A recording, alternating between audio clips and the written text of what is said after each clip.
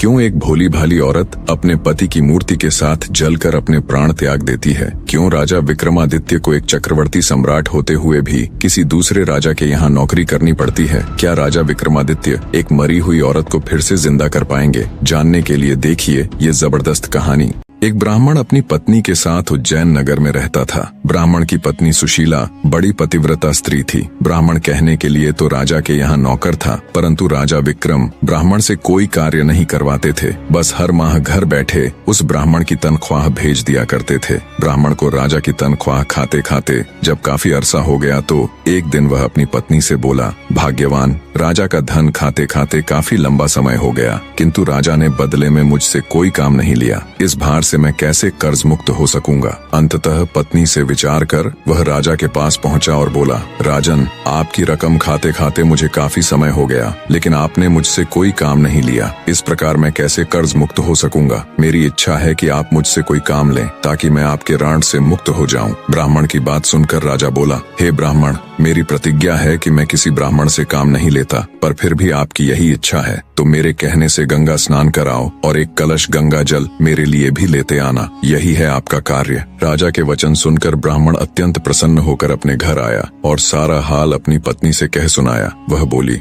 स्वामी, आप चले जाओगे तो मैं आपके पीछे अन्न जल कैसे ग्रहण करूंगी? मेरा तो यह नियम है कि बिना आपके दर्शन किए अन्न जल ग्रहण नहीं करती। ब्राह्मण बोला, मैं अपनी मूर्ति बनवा कर घर के अंदर स्थापित कर दूंगा, तू उसके दर्शन करके अपना गुजारा कर लेना। यह कहकर उसने अपनी मूर्ति बनवाई और घर में स्थापित करवा दी और आवश्यक सामान ले राजा के पास जाकर बोला, महाराज, अब मैं जा रहा हूँ, मुझे आज्ञा दीजिए और मेरे पीछे से कृपा करके मेरी पत्नी की खैर खबर लेते रहना। उसको अब मैं आपकी शरण में छोड़े जा रहा हूँ। ब्राह्मण के वचन सुनकर राजा विक्रमादित्य बोला, हे ब्राह्मण, आप किसी बात की चिंता न करें और निश्चित होकर जाएं। आश्वासन देकर राजा ने उसे मार्ग व्यय के लिए धन देकर विदा कर दिया। ब्राह्मण के गंगा स्नान पर जाने के बाद ब्राह्मणी हर रोज पहले उसकी मूर्ति को भोग लगाती और बाद में खुद खाती। एक दिन ब्राह्मण के पड़ोस में आग लग गई। वह आग इतनी तेजी से फैली कि देखते ही देखते ब्राह्मण ब्राह्मणी के घर तक आ पहुंची। ब्राह्मणी अपने घर में लगी आग देखकर अपने पति की मूर्ति से कहने लगी, हे स्वामी, घर में आग लग गई है,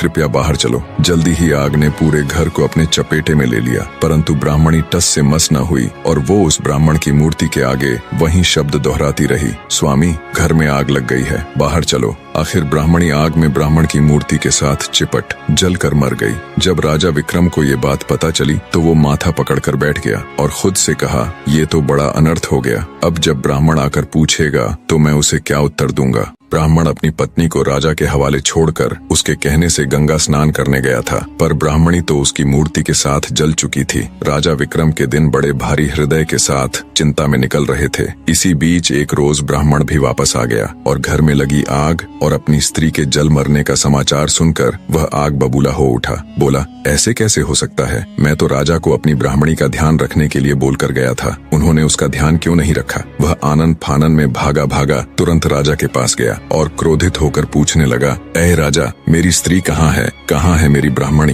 राजा विक्रम ने भरे हुए हृदय के साथ ब्राह्मण को सारा हाल कह सुनाया और बोला, हे ब्राह्मण देव, क्रोधित मत होइए, मैं किसी अन्य ब्राह्मण की योग्य कन्या से आपका पुनर्विवाह करा दूंगा। ये सुन गुस्से में ब्राह्मण बोला, हे राजा, जहाँ से भी हो मेरी वही स्त्री मुझे ला कर दो जिसने मेरी प्रतिमा के साथ जलकर अपने प्राण त्याग दिए, अन्यथा मैं यही आपके दरबार में अपना सिर पटक पटक कर अपनी जान दे दूंगा। और याद रखना राजा, तुम्हें एक नहीं बल्कि 2 निरपराध लोगों की हत्या का पाप लगेगा, तुम्हें एक ब्राह्मण का श्राप लगेगा। राजा ने लाचार होकर कहा, शांत हो जाइए ब्राह्मण देव, तनिक मेरी बात सुनिए और जो मैं कह रहा हूँ वैसा करिए। अपनी स्त्री के अस्थि अवशेष संचय कर उन्हें रख लीजिए और मुझे 1 माह का समय दीजिए, मैं तुम्हारी स्त्री को जीवित करने की कोई युक्ति करता हूँ। ये सुन ब्राह्मण कुछ शांत हुआ और जैसा राजा ने कहा था वैसा ही किया। राजा विक्रम अपना राजकाज अपने मंत्रियों को सौंपकर सादे बाणे में अमृत की तलाश में चल पड़ा। चलते चलते कई दिनों के बाद वो एक गांव में पहुंचा। कई दिन चलने की थकान के कारण वो एक मकान के दरवाजे पर पड़ी चारपाई देख थका मांदा उसी पर बैठ गया। उस मकान में एक वृद्धा और उसकी पुत्र वधू रहती थी। वृद्धा का बेटा बहुत दिनों से कहीं बाहर गया हुआ था। उसी के संताप में उसकी पुत्र वधू और वो हमेशा दुखी रहती थी।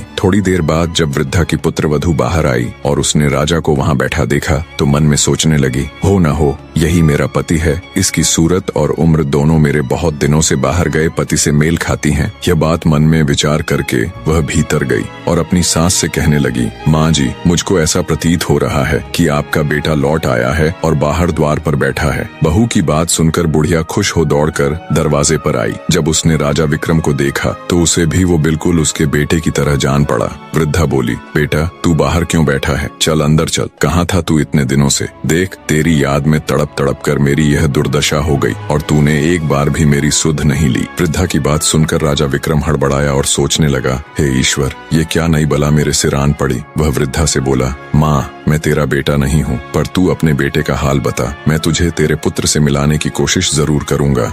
बूढ़ी औरत रोते हुए राजा को अपनी बात बताने लगी। मेरा बेटा जब 12 वर्ष का था तब उसका विवाह हो गया था। विवाह के कुछ ही दिन बाद वो कहीं चला गया। आज 20 वर्ष होने को आए मगर उसकी कोई खैर खबर नहीं। वो अब तक लौट कर नहीं आया। उसकी पत्नी बेचारी चिंता में सूख कर कांटा हो गई है। राजा बोला, बुढ़िया माई, क्या तुझे उसके या उसके किसी पते के बारे में मालूम है कि वह कहाँ है? वृद्धा ने कहा, मैंने कुछ लोगों से सुना है कि दक्षिण दिशा में वीरसेन नामक राजा राज्य करता है, जो हर रोज गरीबों में 1.25 मन सोना दान करता है। उसी राजा के महल में मेरा बेटा दुर्जन नौकरी करता है। तब विक्रमादित्य ने कहा, बुढ़िया माई, अब तू किसी बात की चिंता मत कर। ईश्वर चाहेगा तो तेरा बेटा शीघ्र ही तुझसे आकर मिलेगा। इतना कहकर राजा विक्रम वहां से दक्षिण दिशा की ओर चल दिए। कुछ दिनों की यात्रा के पश्चात वे दक्षिण दिशा पहुंच गए। विक्रम वहां से पूछते पूछते राजा के महल के द्वार पर पहुंचा और द्वारपाल से बोला, भाई, आप दुर्जन को मुझ पथिक का संदेश भिजवाने का कष्ट करें कि तुम्हारे गांव से एक आदमी आया है और वह तुमसे मिलना चाहता है। द्वारपाल ने भीतर जाकर दुर्जन को विक्रम का संदेश दे दिया, जिसे सुनकर वह द्वार पर आया और विक्रम को अपने गांव का निवासी समझकर